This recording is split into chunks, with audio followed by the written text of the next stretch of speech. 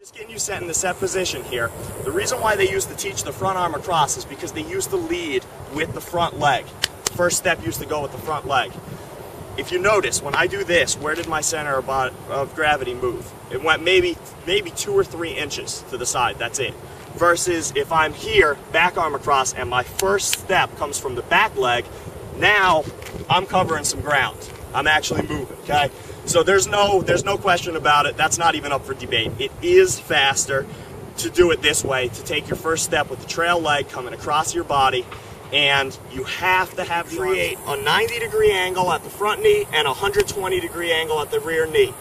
This is the most important thing of the whole entire position. It's the reason why we take the amount of steps that we take, and it's the reason why we put our body where we put it in every different position to generate that force. Because at 90 and 120 degrees, that's the position where you can create the most force to get your body moving out of the hole. 120 at the back leg is essentially a quarter squat position, which if you utilize it properly, that's an extremely powerful position that we can explode out and overcome our body's mass and get moving forward.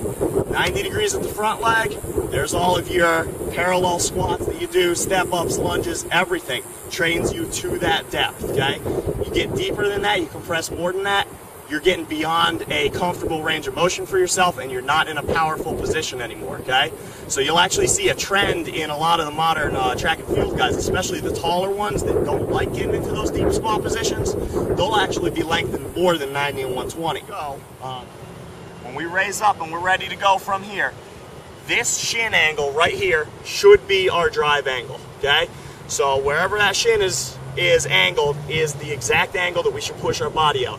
If that changes at all, if the shin angle is different in any way from our initial drive angle, we're losing force. This power drive should occur, that initial push and coming out of the hole should occur somewhere between 33 and 45 degrees. 45 is what was generally taught over the years. That was the optimal angle to provide you with enough time to step back over that other leg and attack the ground. But from a lot of the video analysis that I've actually been doing on the elite level sprinters at world championship events and things like that, I'm starting to notice a trend to a lot lower angles. And what that means is power to weight ratios are improving, where athletes are getting significantly more powerful at the same body weight. And in order to transfer that into increased speed, obviously we have to lower that angle, because we can now achieve a better angle because we have so much more power at the same body weight, okay? So, again, those angles that I've been observing have been between 33 and 45 degrees for the most part. And if you have proper hip flexibility and you have proper power to weight ratios, there's no reason why you shouldn't be able to dip down into that, 35-degree range. When we're pushing out of the hole here with that power drive, again, we cycle through, we're coming back through, the knee is punching forward as that toe is coming upward, okay? Once we hit our peak here at that point, we want to attack down and back into the ground, and that initial point of ground contact, the closer to directly beneath our body or even behind our body, the better.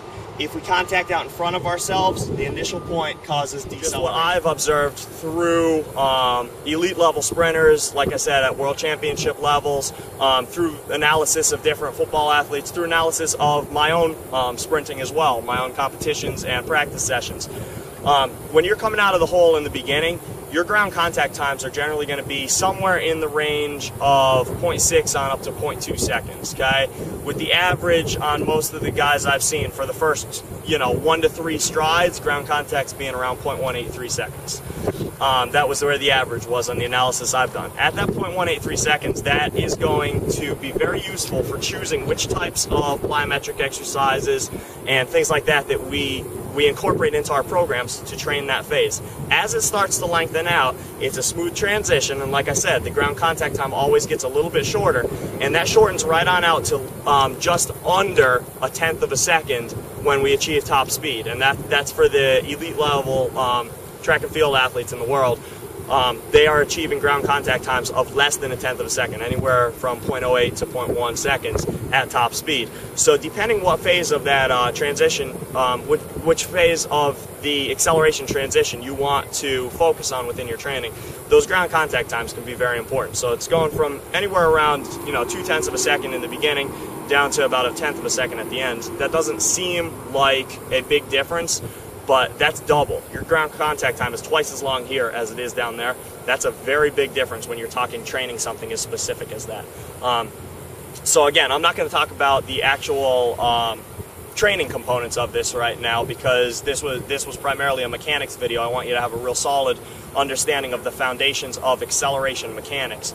But if you're looking for ways to train these things, to train specific components of it, to get all those muscles to turn on the way you want them to, within the right movement patterns and everything else, there's a lot of science behind this. It's very specific. The types of plyometric work, the types of weight training, the types of specific sprint work and form drills and focus runs that you need to be doing in order to do this properly. And if you're looking for any of that type of stuff, I have videos out there right now that are designed to really focus specifically on that, and they have full programs that go along with them to show you exactly how to develop each one of these components and the qualities necessary for producing, you know, your optimal level of acceleration for what your genetic potential is and what you're capable of doing with the proper training.